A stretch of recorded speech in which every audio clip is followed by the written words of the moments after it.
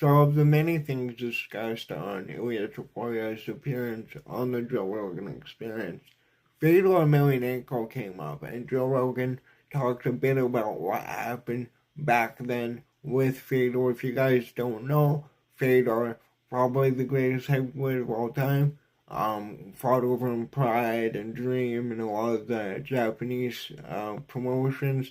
Then went to Bellator later in his career. Probably the heavyweight GOAT. He dominated everyone. He was a 30 and over 31 at some point. But Joe Rogan went on to say Fedor was controlled by some Russian people that were very rough men, gangster type characters.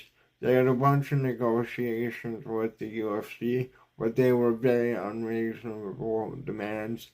They wanted to own a piece of everything. Negotiations were very intense and very confrontational. They got bad. Dana White had to up his security. They were dangerous people that got crazy. So I remember looking into this years ago. I may actually look back into it and try and make a video on it.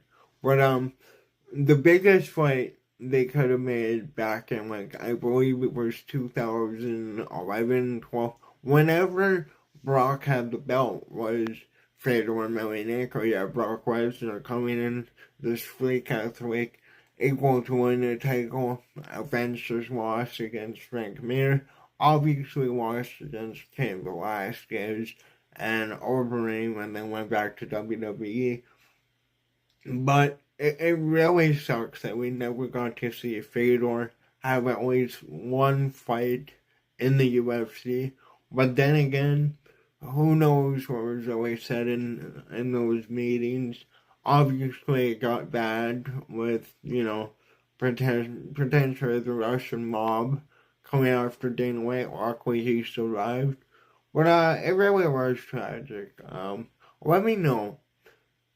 How do you think Fedor Emelianenko would have done if he came into the UFC? Like, I'm talking around the Brock era, but I mean even before then, around 2005. What kind of career do you think Fedor could have had in the UFC? Let me know.